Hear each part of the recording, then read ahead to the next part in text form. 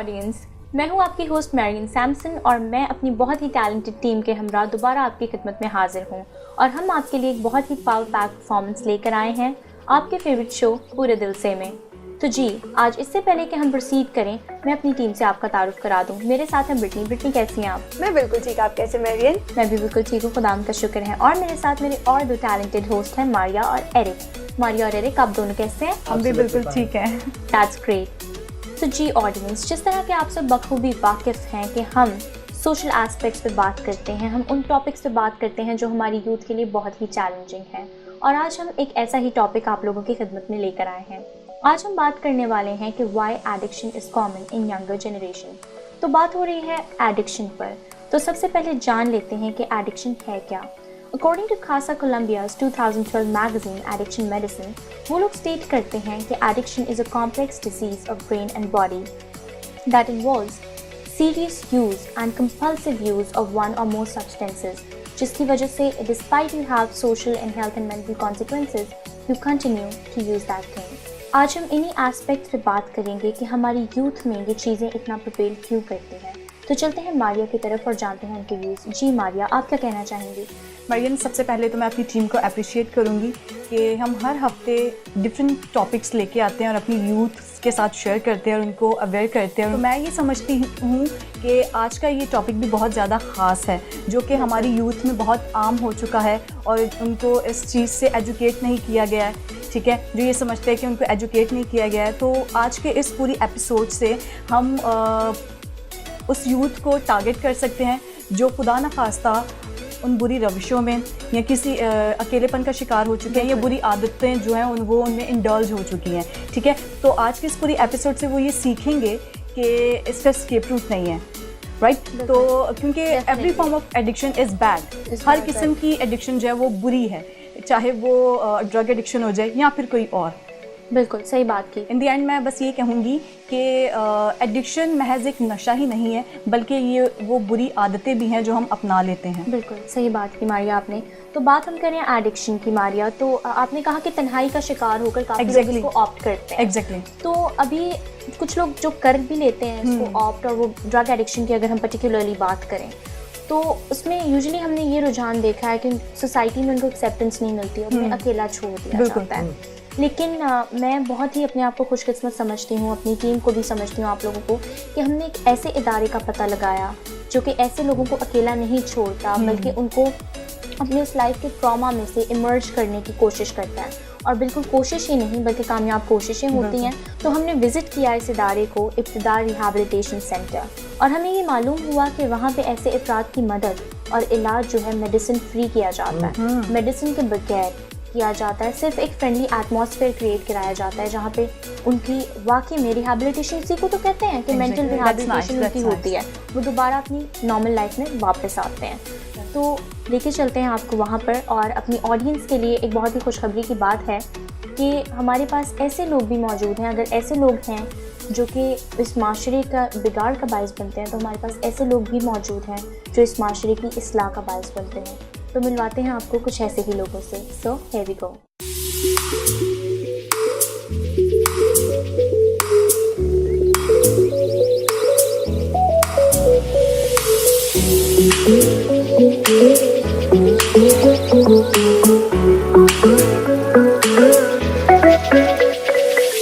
कहते हैं कि ज़िंदगी बहुत ख़ास तोहफ़ा है और इसकी कदर करना बेहद ज़रूरी है।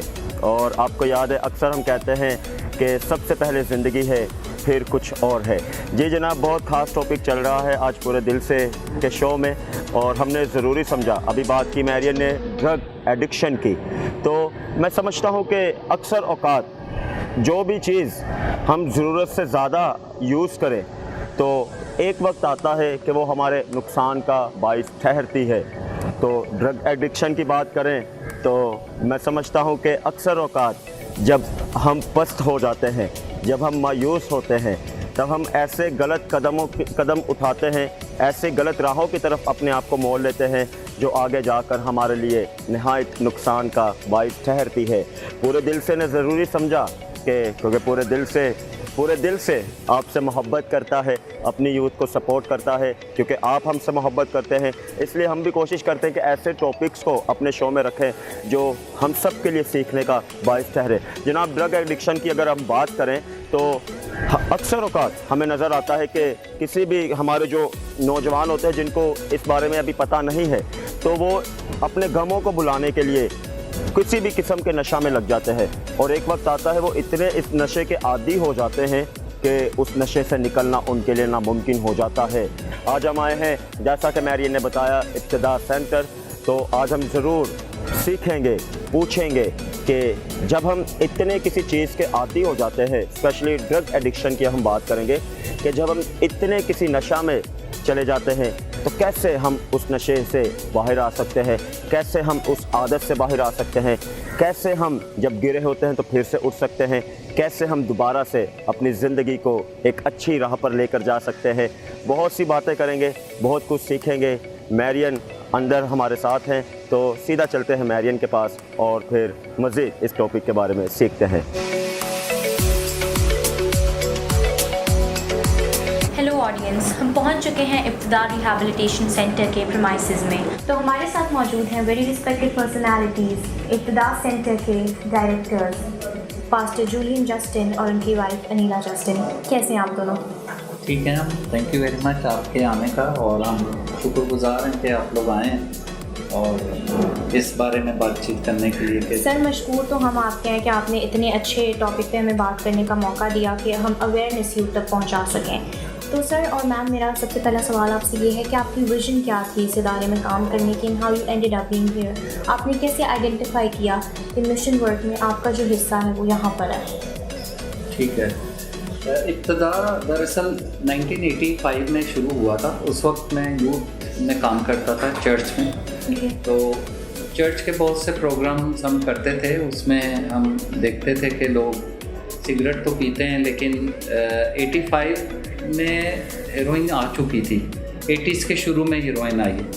85 में इब्तिदा का प्रोग्राम शुरू हुआ था। तो चर्च में मैं अपना यूथ फॉर क्राइस्ट में काम करता था और चर्च की यूथ में काम करता था। तो हमारा ऐसे अदारों के साथ जो है वो इस्लाम दुआ बहुत होती थी, और ये अदारा शुरू हुआ यूथ 85 में इब्तिदा के नाम से।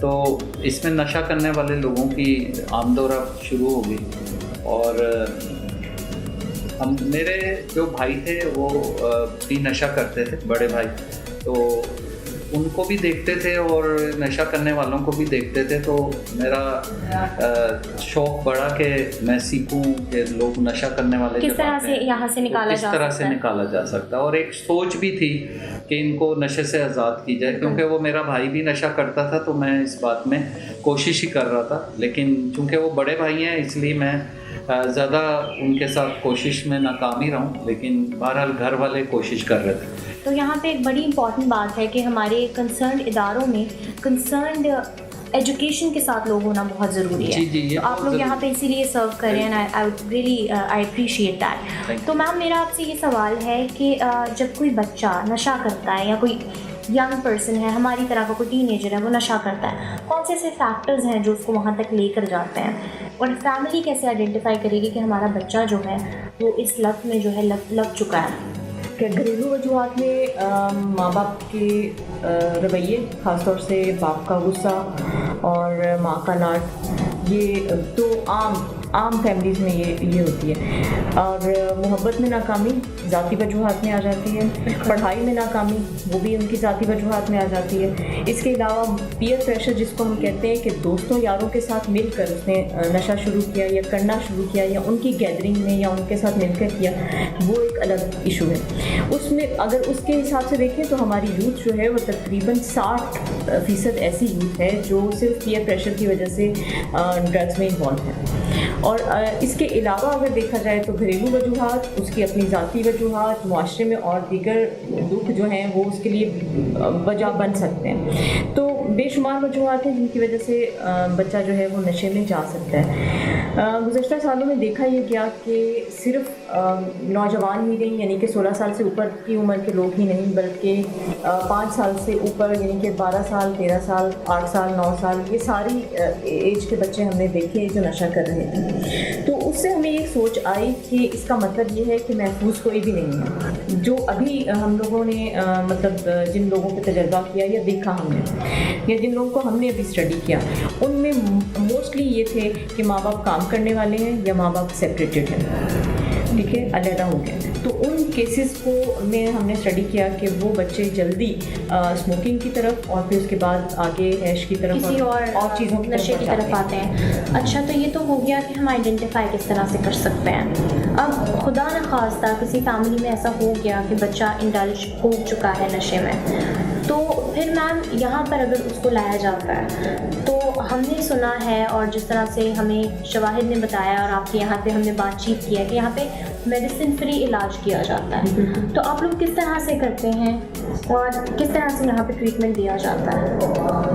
देखें, ये एक वाहिद प्रोग्राम है, ड्रग रिहेबिलिटेशन सेंटर है, जो मेडिसिन के बगैर जी बिल्कुल लोगों को जो है वो नशे से आज़ाद करता है। देखें, बहुत सी चीज़ें हैं, अगर हम मज़ाक़तन उसको लें कि मतलब सिर दर्द की तो गोली मिलती है, लेकिन मोहब्बत में नाकामी की गोली नहीं मिलती, बिल्कुल ठीक है। लेकिन अगर उसको काउंसलिंग की जाए और उसको समझाया जाए कि भाई ये कोई बहुत बड़ी बात नहीं है कि आप इस वजह से किसी चीज़ में जा रहे हैं या आप नशे में चले गए हैं तो उससे निकल नहीं सकते।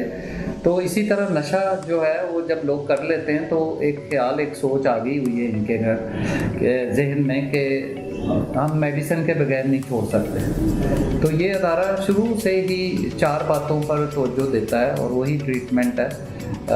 4 बातें ये हैं कि तौबा, परहेज़, खिदमत और रिफाकत। तो अगर कोई वजह है हमारे जहन में, क्योंकि ये एडिक्शन जो है ये जहन से ही काम शुरू कर देती है कि जहन बनता है और वो मूड को चेंज कर देती है, मतलब नशा जो है मूड को चेंज कर देता है। तो जब वो नशा मूड को चेंज कर देता है तो इस मूड को बेहतर बनाने के लिए भी कोई एक्टिविटी करनी पड़ती है। तो जिस तरह से सर और मैम ने अभी बात की है कि इदारे की इतनी मैग्नानिमस खिदमात हैं और यहाँ से बहुत सारे लोग रिकवर होकर भी गए हैं, मेरे होस्ट अगस्टिन आपको मिलवाएंगे कुछ ऐसे ही रिकवर से। So here we go. दोस्तों, वही बात हम कर रहे हैं कि यहाँ पे अब जब हम कर रहे हैं तो यहाँ पे मुझे एक स्लोगन पढ़ने को मिला कि समटाइम ज़िंदगी में हमारा उठाया हुआ पहला कदम हमारा आखिरी कदम भी बन सकता है। तो जैसा कि मैरियन के इंटरव्यू से आप सीख रहे हैं कि कैसे कैसे इस ड्रग एडिक्शन से हम रिहाई पा सकते हैं। और इब्तिदा सेंटर की सबसे ख़ास जो बात मुझे लगी, वैसे तो सारी बातें अब तक ख़ास हैं क्योंकि ये सेंटर ही एक नई ज़िंदगी दे रहा है किसी को, तो बहुत कुछ हमें सीखने को मिल रहा है और हमने ज़रूरी समझा कि जो लोग इस ज़िंदगी में वापस आ रहे हैं हम ज़रा उनसे भी आपकी बातें करवाएं। जी भाई, क्या नाम है आपका? मेरा नाम शौकत डेविड है। अच्छा, शौकत भाई, कब से आप, मैं समझता हूँ, ज़िंदगी में चलते चलते नशे की लत में लग के गिर गए? असल में मैंने 13 साल ड्रग्स का यूज़ किया है। अच्छा। और मुख्तलिफ किया है, और जो मेरा रोज़मर्रा का होता था जिसके बगैर मैं रह नहीं सकता था वो हेरोइन है। अच्छा। हाँ, उसके बगैर मैं रह नहीं सकता था, या चरस उसके साथ ऐड करके, तो ये दोनों चीज़ें मैं बहुत ज़्यादा करता था। तो शौकत भाई, यहाँ पे आपको कैसे लगा, मतलब कैसे आपको हिम्मत मिली कि आप इन सारी चीज़ों को छोड़ सकें? हिम्मत बस जब खुदा देता है तो फिर हिम्मत आती है। बस हिम्मत ये आई कि जब अपने सारी वो खो दिया था, इतना कुछ इज्जत और सारा। तो डेली रूटीन में आप ड्रग्स लेते थे? डेली बिला नागा जैसे खाना खाते हैं? खाने से भी ज़्यादा। अच्छा। हाँ, बस एनी टाइम, बस समझो 4-5 सिगरेट के बाद फिर मुझे चाहिए होता था। अच्छा। कर लेता था कहीं ना कहीं से अच्छी, यानी बस इसकी मिकदारें असल में बढ़ती हैं। नशा ऐसी चीज़ है कि कभी कम नहीं होता, करोगे हमेशा बढ़ता करता है, वो बढ़ते ही जाता है। तो बस यही हो गया था कि अब इतनी लिमिट हो गई थी कि बस पूरा भी नहीं होता था, और कुछ सपना वो जो दिया था उसकी एक बार फिर से याद आई कि कोई बात नहीं, अगर ज़िंदगी में कुछ ऐसा हो जाता है या बंदे ने एक नशा भी कर लिया या कोई भी गलती कर ली है तो उसमें से निकलना भी चाहिए। एक जगह पे पड़े नहीं रहना चाहिए, एक जगह पे पड़े नहीं रहना चाहिए। वही बात है जनाब के हम हमेशा कहते हैं कि मौत ज़िंदगी का कभी भी मुकाबला नहीं कर सकती। एक और भाई से मिलते हैं। भाई क्या नाम है आपका? मेरा नाम बड़े भाई पैट्रिक है और रिहाइश मेडिक रोड शारा फैसल की है। माजी में मैंने भी 8 साल नशे की कैद में अपनी ज़िंदगी गुजारी, क्योंकि हेरोइन और शीशे की मिकदार उसमें ज़्यादा थी। अच्छा। और मैं खुदा का तारीफ़ करता हूँ और अपने घर वालों का दिल से शुक्रगुजार हूँ कि वसीला से आज मैं आपके सामने जिंदाओं की ज़मीन पे जिंदा बेकार बैठा हूँ। क्या बात है जनाब, वही बात है, आपके सामने मिसालें बैठी हुई हैं और जिनके लिए ये चीज़ करना मुश्किल है, तो 2 बड़ी मिसालें आपके सामने बैठी हुई हैं। सबसे पहले ज़िंदगी, फिर कुछ हो। अपनी ज़िंदगी से मोहब्बत करें और पूरे दिल से ज़िंदगी को एंजॉय करें। वापस चलते हैं मैरियन की तरफ। अभी मैम जिस तरह से मेरे टीम मेंबर ऑगस्टिन ने बात की है आपके रिकवर से, और बहुत ही हमें एक मतलब अच्छा मैसेज मिला है कि यहाँ से बहुत सारे लोग रिकवर होके जाते हैं। तो आप इतना बड़ा टास्क कर रहे हैं और it's really one big job, क्योंकि आपकी इतनी वास्ट खिदमत है फंड्स के एतबार से और दीगर चैलेंजेस आपको क्या फेस करने पड़ते हैं? आप दोनों से मेरा ये सवाल है। चैलेंजेस की जहाँ तक बात है तो एक मेन जो चैलेंज हम लोग फेस कर रहे हैं आजकल अपने इसमें कि ये क्रिश्चियन कम्युनिटी के लिए ही नहीं है बल्कि ये तमाम कम्युनिटीज़ के लिए। चर्च प्लेटफॉर्म से तो यूजुअली लोगों को लगता होगा तो चर्च प्लेटफॉर्म पे होने की वजह से हमें बहुत से लोग ये समझते हैं कि शायद ये सिर्फ क्रिश्चियन कम्युनिटी के लिए है। ऐसा हरगिज़ नहीं है, ये है सब कम्युनिटीज़ के लिए। लेकिन अफसोस की बात ये होती है कि सब कम्युनिटीज़ उस तरह से हमें रिकग्नाइज़ नहीं करती या हमारी खिदमत को उस तरह से रिकग्निशन नहीं मिल रही। मसला क्या है? मसला सिर्फ इदारा चलाना ही मसला नहीं है, चैलेंजेस बहुत से। मसला ये है कि इसको बाकायदा रन कराना ज़्यादा इशू है या ज़्यादा बड़ी हमारे लिए चैलेंज है कि ये मुसलसल और मतलब लॉन्ग टाइम ये चलता रहे, क्योंकि हमारा ये प्रोजेक्ट जो है ये रेजिडेंशियल है और रेजिडेंशियल होने की वजह से इसकी नीड्स भी ज़्यादा हैं। तो हमें ये चैलेंज भी फेस करना पड़ता है कि इसके फाइनेंसेस बहुत लिमिटेड होते हैं। तो हमें लोकली भी जो है वो फंड्स जनरेट करने पड़ते हैं, लेने पड़ते हैं, लोगों से रिक्वेस्ट करनी पड़ती है। तो हम लोकली फंड्स जनरेट कर रहे होते हैं, साथ साथ हम रेजिडेंट्स उसको भी देख रहे होते हैं। तो इसीलिए मेंबर्स के लिए बाकायदा उनकी फैमिलीज़ को कहा जाता है कि जी फ़ी भी इसकी है, ये मतलब चार्ज प्रोग्राम है पूरा, मतलब आपसे हम चार्ज करेंगे इतना। तो उस लिहाज से फिर देखा जाए तो फाइनेंसिस किसी हद तक कवर हम कर लेते हैं, लेकिन फिर भी हमें ये थ्रेट ही रहता है कि नेक्स्ट ईयर के लिए हम क्या प्लान करें। मैम चार्ज आप किस हद तक करते हैं कि एवरेज शख्स उसको अफोर्ड कर सकता है? एग्जैक्टली, बिल्कुल कर सकता है, बड़े नॉमिनल चार्जेस हैं। Thank you so much sir, thank you so much ma'am. आप दोनों की खिदमत करता देखकर बहुत ज़्यादा खुशी हुई है और मैं अपनी पूरी टीम की तरफ से आप लोगों के लिए रिगार्ड्स हैं और प्रेयर्स हैं। और सर मैं आपसे कहना चाहूँगी कि मुझे आप लोगों को देखकर पता चल रहा है कि हर कामयाब शख्स के पीछे एक खातून का हाथ होता है। तो sir thank you so much for your time and it was privileged having you here. So audience, after listening all this, मेरा ये मानना है कि हम सब में से बहुतों की हेल्प हुई होगी। So with this good thought let's head back to the studios. Welcome back audience, thank you very much Augustine and Marian. मुझे बहुत कुछ सीखने को मिला और जो उनका स्लोगन था तौबा, परहेज़, रफ़ाकत और खिदमत, इन चीज़ों को इस्तेमाल करते हुए, कलाम को सामने रखते हुए किस तरह उनको तब्दील करते हैं, उस बुरी हालत में से निकालते हैं। और सबसे बड़ी बात जो आपने पहले भी बताई कि वो मेडिसिन का इस्तेमाल नहीं करते, बिकॉज समथिंग आउटस्टैंडिंग कि जब इंसान मेडिसिन बहुत ज़्यादा इस्तेमाल करता है तो उसका भी एडिक्टेड हो जाता है। एग्जैक्टली। और सबसे खूबसूरत बात है कि वो किस खूबसूरत तरीके से उनको वही एक ज़िंदगी में रखते हुए, यानी वो अपने कामों को खुद करते हैं। फिर मॉर्निंग रूटीन्स उनकी बड़ी खूबसूरत, जैसे कि उन्होंने पहले बताया, उनका डेली डिवोशन होता है, उनका वो रफ़ाकत की जो वसीले से कि बेसिकली उनकी तब्दीली का बाइस बनता है। बिल्कुल। अगर हम बात करें ज़िंदगी की तो हमें ये पता होना चाहिए, सैडली इनफ यूनाइटेड नेशंस का लास्ट ईयर का जो स्टैट्स था, ड्रग ओवरडोज की वजह से हर साल 1,90,900 डेथ्स होती हैं। एंड सैडली इनफ एशिया जो है इसमें 35% तक कंट्रीब्यूट कर रहा है इन डेथ्स में।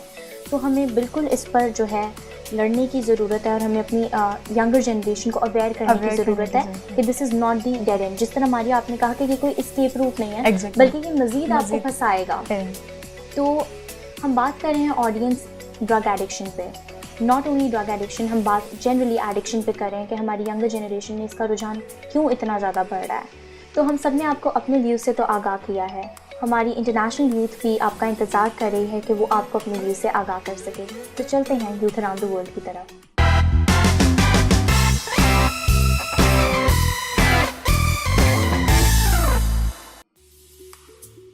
Thank you team. Youth around the world segment में खुश आमदीद। मैं tabitha आपकी होस्ट, और आज का जो हमारा टॉपिक है वो ये है Why addiction is common in the younger generation। इसी टॉपिक को डिस्कस करने के लिए आज हमारे साथ स्टूडियो में लीसा मौजूद है। Welcome to the show, Lisa. Thank you. It's lovely to have you here. Please tell us a bit about yourself. My name is Lisa. I'm from Germany. I'm 22 years old, and for 2 years already I'm living in London, working with Youth with a Mission in London. So what are your views on this topic today? Have you got anything to share with us? Yes. This topic is actually a topic I'm really passionate about because I feel like there's so much misconception about addiction in our society. And the thing that jumps straight to our minds or heads when we hear the word addiction is about alcoholism, or people that are addicted to drugs, or people that are addicted to pornography, and like these big things, you know. And I do believe that there are these advanced levels of addictions that exist, and yes, there are people that are struggling with alcohol, but it's not only that. Addiction can be so much more subtle and so much more sneaky in our lives, and I think we all are on the scale of addiction in some way. If you look at what addiction actually means, it means to run something and to feed yourself with something, to depend on something in order to fill your emptiness. Maybe it's work. Some people are addicted to work. Maybe it's sports. Maybe it's food. Some people love sweets, or maybe it's sleeping. Like there's people that sleep for so long to cover up and to comfort themselves and make themselves feel better. लीसा ने हमें बहुत ही खूबसूरती से समझाया है कि addiction का सिर्फ यही नहीं मतलब है कि हम काफ़ी बड़ी बड़ी चीज़ों के साथ एडिक्टेड हों, जैसे कि शराब पीना या सिगरेट पीना या ड्रग्स, ऐसी चीज़ें। पर ज़िंदगी में आम तौर पे हम शायद किसी चीज़ को छुपाने के लिए या उसे कवर अप करने के लिए अपने अंदर एक जो खालीपन होता है जो महसूस करते हैं हम, उसको हम कवर अप करने के लिए शायद और चीज़ों पर ध्यान देते हैं। पर लीसा ने हमें बहुत अच्छी तरह से समझाया कि हमें उन चीज़ों को पर नहीं फोकस करना चाहिए, बल्कि कलाम की तरफ, पाकलाम की तरफ हमें अपना ध्यान लगाना चाहिए। So Lisa, can you guide us towards some scriptures that can help us to overcome these addictions? For sure. I think there's so many scriptures in the Psalms where David just pours out his heart to God, and he tells God, God, only you can satisfy, only you are the one my soul longs for, only you are my delight, only you are my freedom, only you set me free, only you heal me. And I think that really shifts our focus on God and shows us that David, as a man of God, he knew that only God could help him, only God could bring these things and bring and pour these truths that he needed into him. But also a scripture that I love a lot is in John 10:10, where Jesus speaks and he says that he came to give us life and life in abundance. And I think that shows us that he came to give us life, and all the life that we can have, all this life in abundance, it's found in him. Like all the substitutions that we run to, like the things I mentioned, like work or food, they are just cheap replacements for the life that he wants to give us. And we're actually allowing us to settle for those things instead of pursuing God and pursuing Jesus and running after him and running after the things that he wants to give us. Absolutely. And it just gets rid of that emptiness within us that we're trying to constantly fill up. And he does give us that true peace, that peace which passes all understanding. It's so wonderfully put, and thank you so much for sharing that with us. It's been lovely having you here, and it's lovely hearing all these wonderful experiences and advice that you were able to give to us.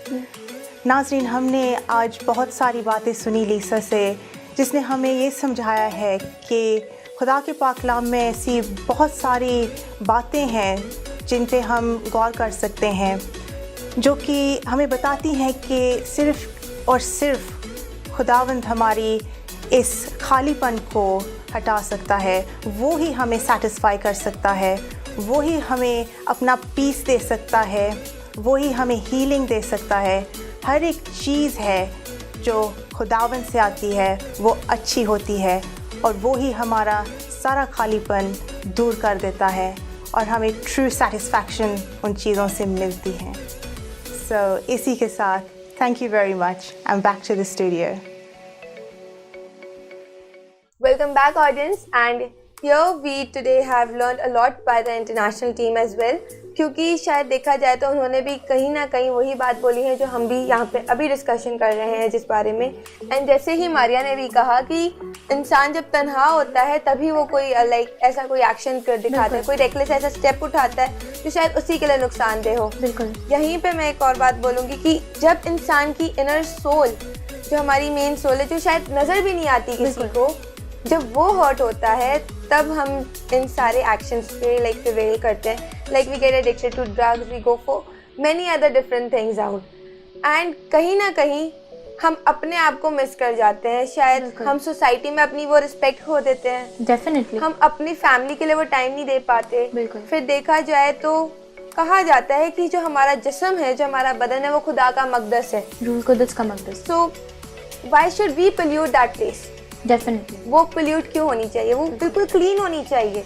पर जब वो आएगा, when he will stay into it, तो बहुत उसे भी पता चलना चाहिए कि उसके बेटे ने या बेटी ने उसके लिए वो जगह आज तक अभी तक संभाल के रखी है, अनपोल्यूटेड रखी है। और इसी के साथ ब्रिटनी, आज हमारा टॉपिक ही एक सवाल है कि why addiction is common in young generation. तो उसका जवाब कुछ यूँ हमें मिलता है कि जो यूथ होती है, हम अपनी ज़िंदगी का अगर अंदाज़ा लगाएं तो हम वही काम करना पसंद करते हैं जिससे हमें फ़ायदा पहुंचता है या हमें मज़ा आ रहा है। तो क्यों इसीलिए एडिक्टेड यूथ हो गए, क्योंकि वो कहीं ना कहीं उस चीज़ में अपने आप को रिलैक्स फील कर रही है, और फिर वो वही काम करते करते एक बुरी तरीके से उसमें जकड़ी जाती है। रिबेलियन भी है कि हमें एक सेंस ऑफ अचीवमेंट मिलता है जब हम किसी को रिबेल करते हैं। यूथ का एक मसला ये होता है, जिस तरह कहते हैं ना, फॉरबिडन फ्रूट्स आर स्वीट, तो हम वो काम जरूर करना है जिससे मना किया जाए। We are having two kinds of addiction. एक हम कहते हैं कि बैड एडिक्शन और एक गुड एडिक्शन।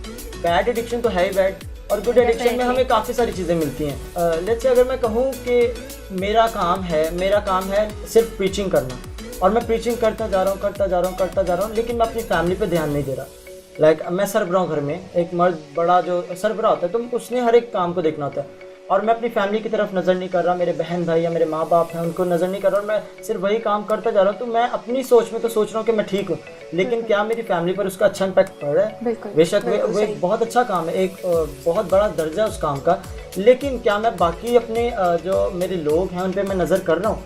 नहीं, बल्कि मैं मुश्किलात पैदा कर रहा हूँ, क्योंकि वो खुद से तो वो काम नहीं करेंगे जो मेरे ज़िम्मे है। अगर जैसे कि नोहा 3 बाब में लिखा हुआ है कि आदमी के लिए बेहतर है कि अपनी जवानी के याम में फरमाबरदारी करें, तो अगर हम खुदा के फरमाबरदार हो जाए तो इससे बड़ी एडिक्शन और अच्छी एडिक्शन क्या हो सकती है? डेफिनेटली, बहुत अच्छी आपने बात की। जब हमारे खुदा के साथ मामला दुरुस्त हो जाते हैं, हमारी बाकी ज़िंदगी खुद ब खुद दुरुस्त हो जाती है। बिल्कुल मैरियन, मैं यहाँ पे ये कहूँगी कि किसी भी चीज़ की ज़रूरत से ज़्यादा आदत जो है वो हमें कभी ना कभी एक बड़े नुकसान की तरफ ले जाती है। ठीक है, तो मैं ये कहूँगी कि ज़िंदगी में अप्स एंड डाउन्स तो होते रहते हैं, और ज़िंदगी बहुत ही अनमोल और बहुत ही ख़ास तोहफ़ा है। ठीक है, तो हमें एक मजबूत होते हुए इन सारी परेशानियों को कम करने के लिए ना कि कोई शॉर्टकट अपनाना चाहिए, क्योंकि एक इतनी खूबसूरत तोहफ़ा, जो इतना प्यारा खूबसूरत तोहफ़ा जो खुदा ने हमें दिया हुआ है।